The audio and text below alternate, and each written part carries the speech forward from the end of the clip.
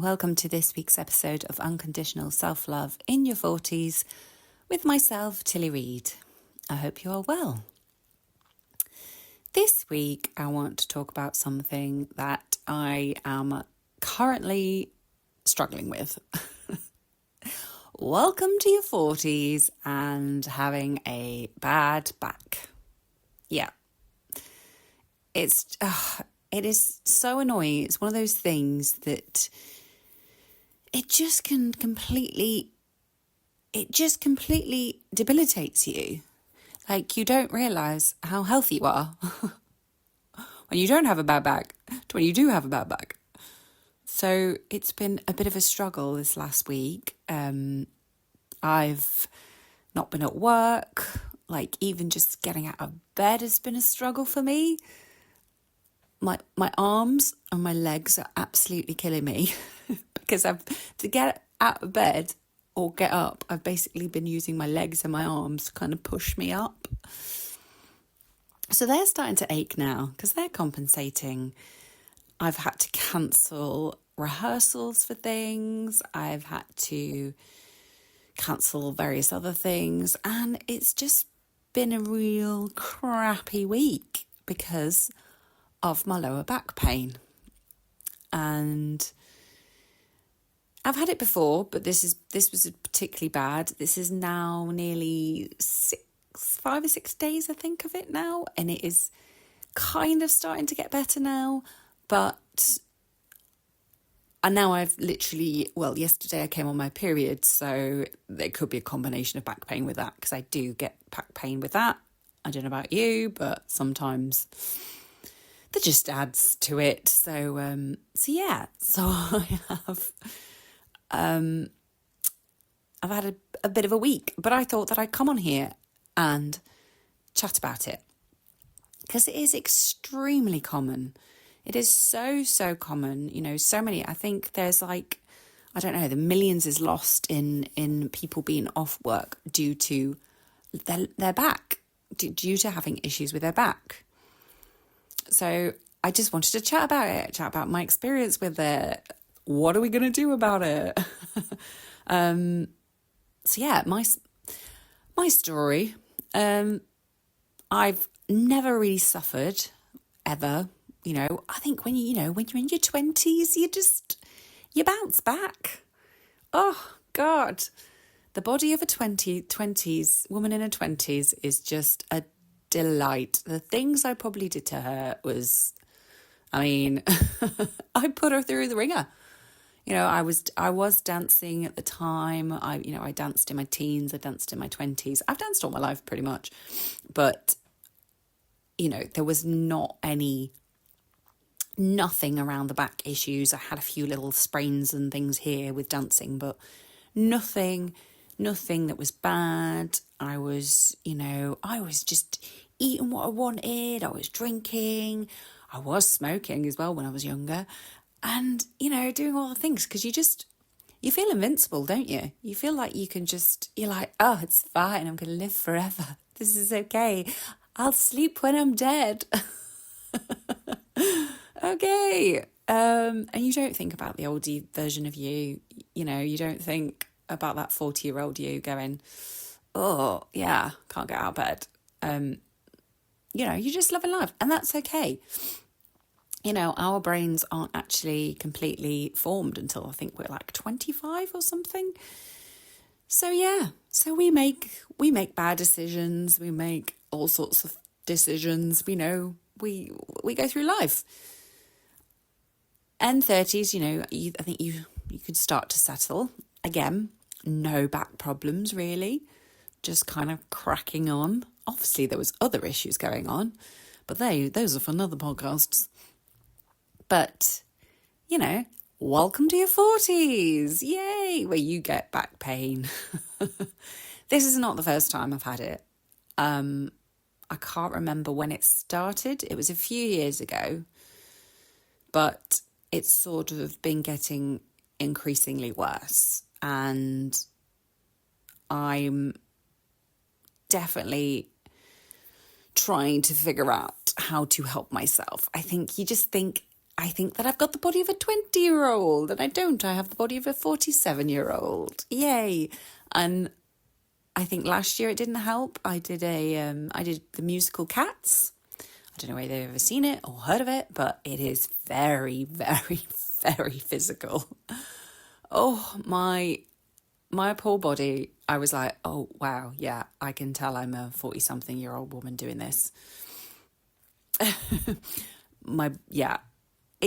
It doesn't move in the same way, in the way I like it to, in the way I want it to, in the way it used to. And that's okay. And I think there is an element of that. There is an element of grief, of, me getting used to the fact that I'm in a different body that doesn't quite work the same way. It doesn't quite recover the same way that it used to. And I've got to get my head around that. I'm not young, but I don't want to go into the narrative of, oh, well, this is just a part of life now. Oh, I've got a bad back. Oh, well, it's just because I'm getting old. That's part and parcel of it. I don't want to subscribe to that. I just think that is a slippery slope of, when things go bad, you start going, oh, well, it's just because I'm old. When you have health issues, whatever comes up, oh, it's just because I'm getting older. Yes, it is, and it can be, but I do think we have more control over these things than we think. We need to be able to take that power back and take responsibility back. And I'm saying this to myself more than anyone else, because it is really hard when you're suffering with anything, not just a bad back, but when you're suffering with a cold or, any kind of illness like that, one that you're going to recover from. You are so thankful of when you're healthy. You just think, oh, I just want to be healthy. I just want to be healthy. And then when you are healthy, you forget. You completely forget that you were ill, and you forget that you had absolute debilitating lower back pain. You forget it, and you just start to crack on with your life and don't do the things that you probably should be doing. And yeah, that's an issue. So I'm definitely going to try and implement some things in my life. But after doing a little bit of Googling, a little bit of research for this, I did not know this. I knew many of the symptoms for perimenopause. I did not know that lower back pain is one of them. And apparently it's to do with the falling oestrogen levels. Who knew? I did not know that. And I've listened to, I've heard all the research. I've watched all the shows. I've been like, yeah, I'm down with my perimenopause. Did not think that this was a symptom, and it is. It's to do with falling estrogen, which can then lead to decreased muscle mass, reduced joint lubrication, and accelerated spinal disc generation. Those sound like a treat, don't they?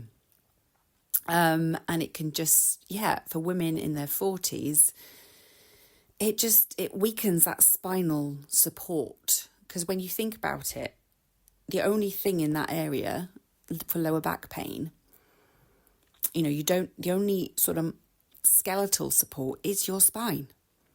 Where your ribs finish, it's your spine until you get to your hips, until you get to your hip joints.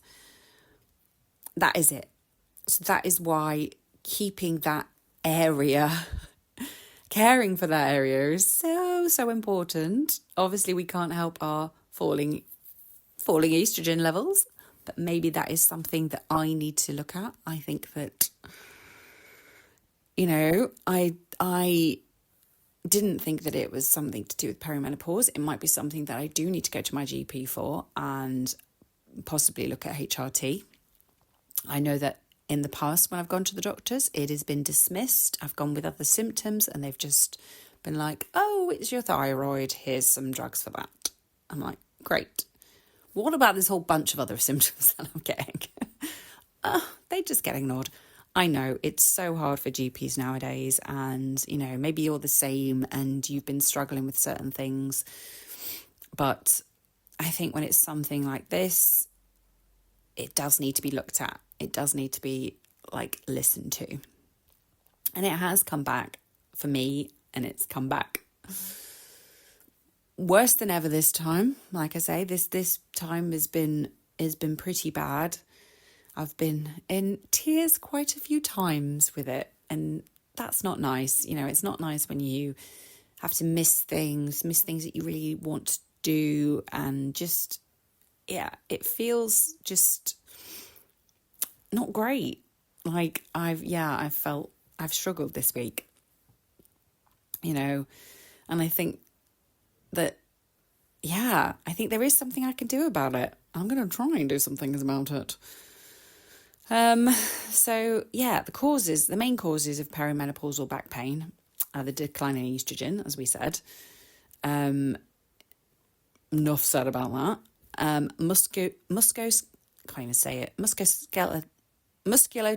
Oh my gosh, I can't pronounce it. Musculoskeleton changes. Who knows that, right? Don't write to me. Basically, your reduced estrogen levels can lead to a loss of muscle tone and mass. So that weakens that support. That's what I was talking about around there. We get increased inflammation. So the lower hormone levels can increase general inflammation. And we know inflammation is not good for the body. It is really not good. And if you are suffering with hot flushes, dehydration can be a really bad thing for bad back, because it can cause your kidneys. Cause kidney pain. So, there's a lot there. I know that also for me, I lead quite a sedentary. Oh my God. See, this is what happens. I'm on my period and I can't speak. I have a job where I sit down a lot. There we go. Let's go with that. Perimenopausal brain. Anyone? I have a job where I sit down. Yeah, I do. I sit in a desk chair. I don't probably get up as much as I should do. Again, though, it's that thing that when you don't have lower back pain, you don't think about lower back pain until you get the lower back pain. And then that's all you can think about. So I am going to start to implement standing up and walking around every hour, whether it's working from home or working in the office. I need to get up, I need to move in whatever way I can, because, yeah, this is not good.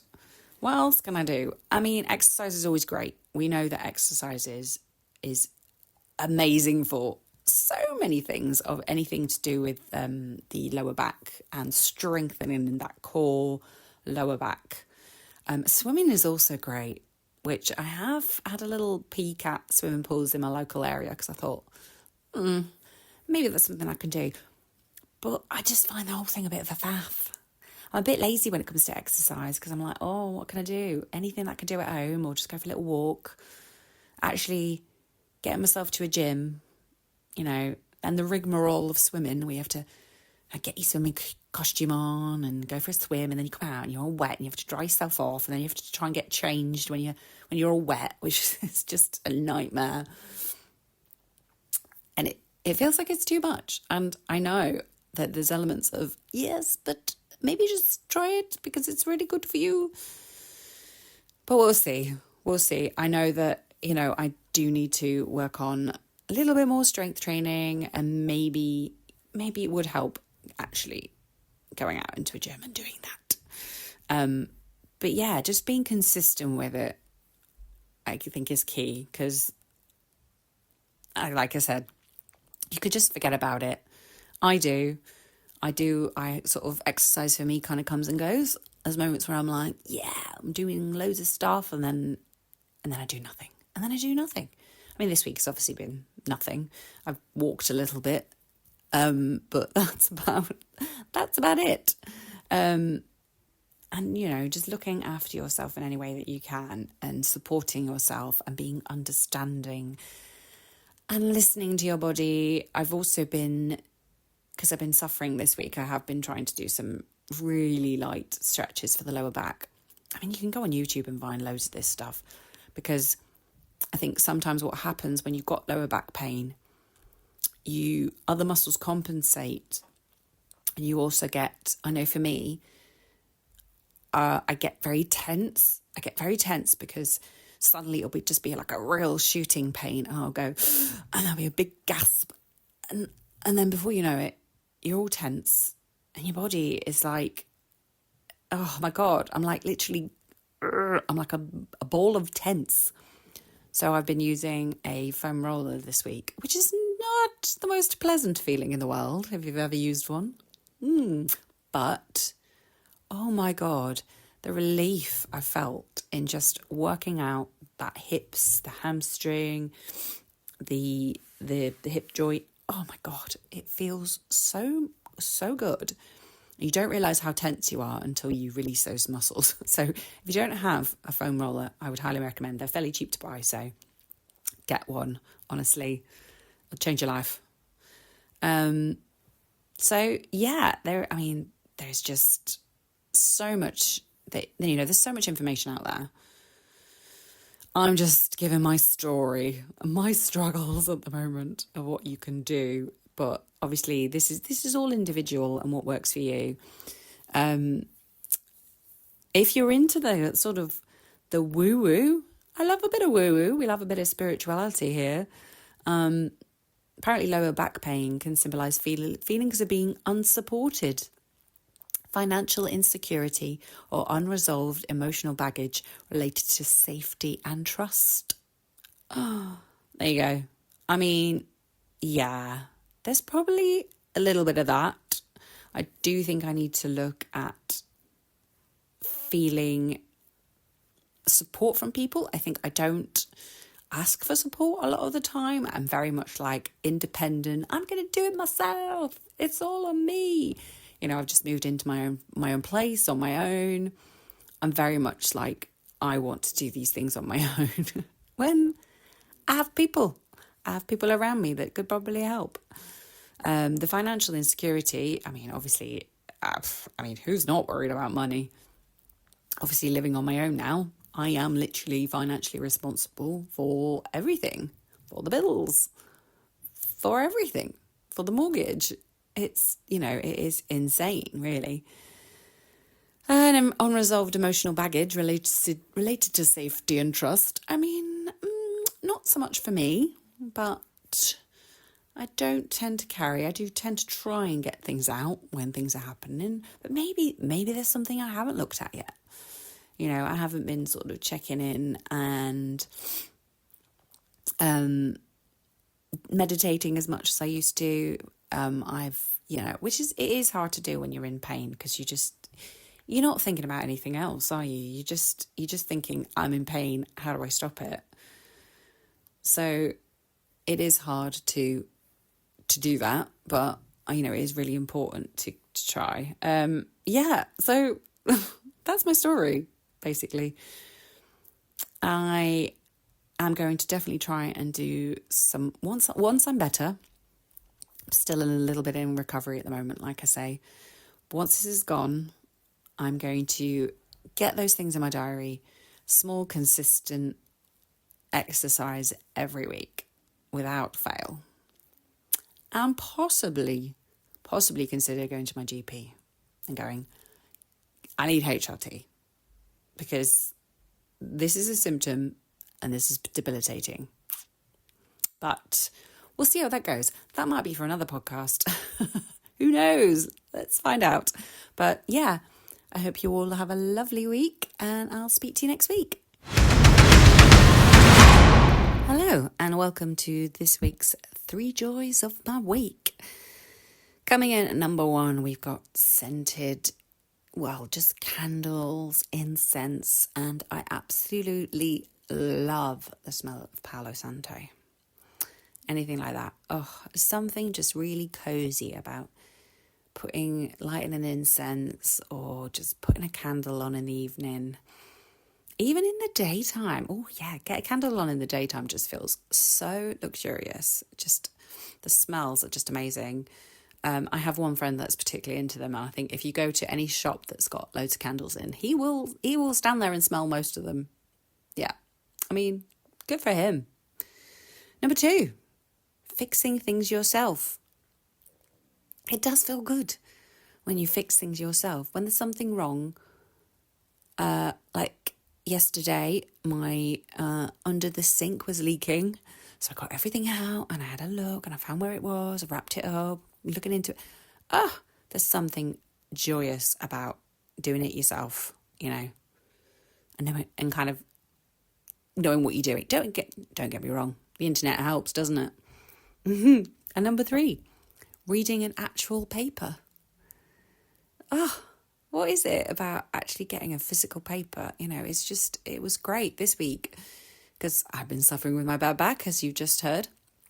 I took myself for a little walk each day, and I just went to the newsagents and I thought, I'm going to buy myself a paper, which basically means I'm going to be off not watching anything on my telly or on my phone. I'll just read. And it was so good. It was so joyous. You could just read some of the articles and there's little puzzles in there.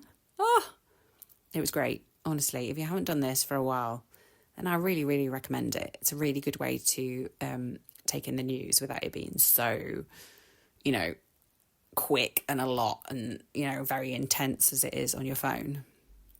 Yeah, I'd recommend. So, thank you.